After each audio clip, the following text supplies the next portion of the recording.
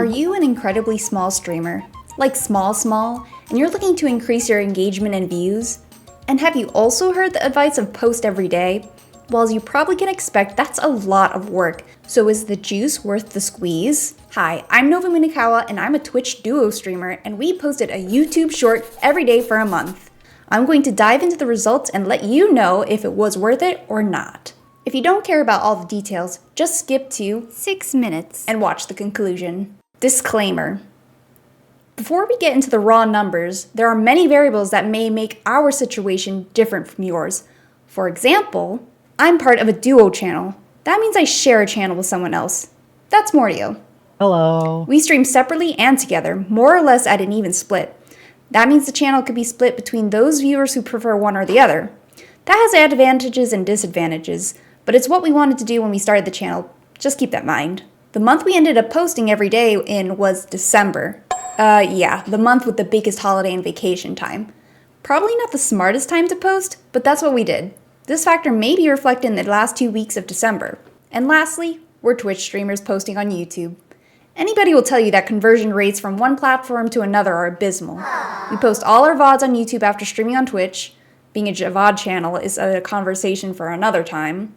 But our main audience is on Twitch. This whole premise of posting every day doesn't really apply on a platform like Twitch, so we're using YouTube as the platform of choice for this experiment. Would posting short-form content help bring attention to either of our channels?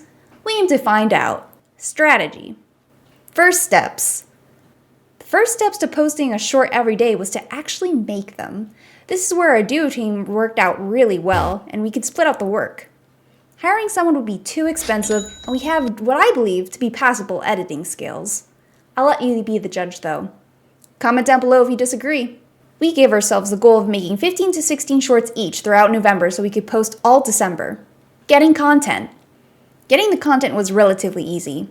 While we occasionally remember the good parts of our streams, using our community's Twitch clips was invaluable. Hey, big shout out to Imasha26, go check her out. If we had the raw video, I would go and clip it out from there in higher res, or we would just straight up download from Twitch through their creator's dashboard. Editing style. With 2 editors, there were 2 editing styles. We consulted each other on what could be added or tweaked, and picked the best screenshots as thumbnails within our edit. There are a bunch of strategies in what we could have done for the shorts themselves, but ultimately, we did our own thing and what we felt was good. Posting. Leveraging our small existing community was an important part of our strategy.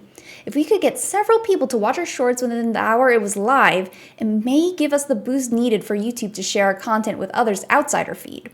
You'll see it more numerically in the overview section, but we found this more or less to be true. Ways we went about getting that initial community boost were telling our community a few weeks in advance about Shortsmageddon, posting the short half an hour before either of us streamed, creating a low-cost redeem to signal to us that they watched, liked, or commented on the short, making a channel announcement within our Discord linking the short of the day, pinning a comment with the short link when streaming, and letting everyone know how appreciative we were when they engaged with us. Aww. Overview. Overall. Now onto the data. If we take a look at YouTube's overall tab, we can see all the number increases are dramatic. But that wasn't surprising considering we were just posting VODs and got upwards of tens of views. But we were pleasantly surprised at the number of subscribers we had. Now, this number says plus 59, and as of recording this, we have 135, plus 2 from January. But I know we had 68 subs at the beginning of December, making the real increase plus 65. I'm not sure why it's wrong, but it is. Anyway, that means we nearly doubled in YouTube subs. It's still small beans, but we're also small beans, so it all works out. Now, the numbers do say we gained a lot more viewership with shorts, but did it translate to people watching our videos? Well, no. If we take a look at the numbers between November and December, there was a small dip in VODs. It's small enough that I'm going to call it stable. While it wasn't the strong overall growth we had hoped for, there were meaningful changes that we hopefully can build on. Shorts. Let's look at the successes and shortcomings we had with the shorts themselves.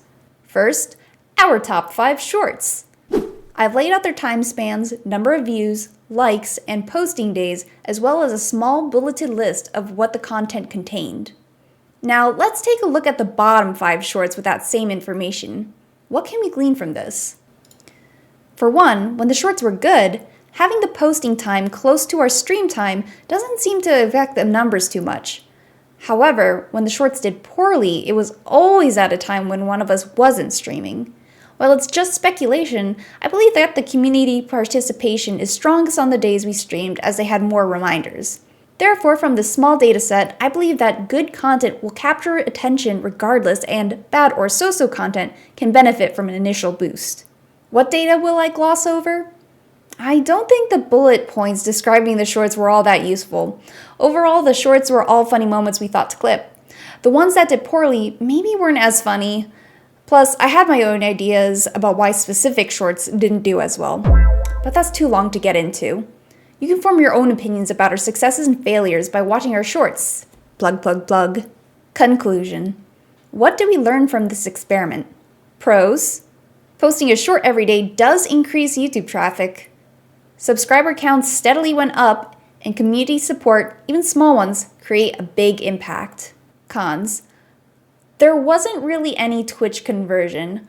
While it did create some interest overall, posting on YouTube didn't really bring anybody to Twitch, except we had one person show up on Twitch from a short, and a second one showed up from an art review, which was from a VOD. But did they get recommended from the shorts? Maybe. It was a lot of work. We really needed that whole month just to create 15-ish shorts ourselves. Again, this data is very small. 31 days isn't a lot, and we're also starting from a very small number of followers. Repeating this experiment again could probably give us a better look into if this is a viable long-term strategy. If you're looking for immediate results, I wouldn't recommend it based on personal experience. However, I felt it was worth doing in the end just to see, and I'd be willing to try it again. Let us know in the comments if you tried this experiment. What were your experiences, and what was your channel size? Would you want us to do a Shortsmageddon Part 2? Did I leave out any data you really wanted to see? Let us know. I've been Nova Minakawa. Thanks for watching, and check out our Twitch channel!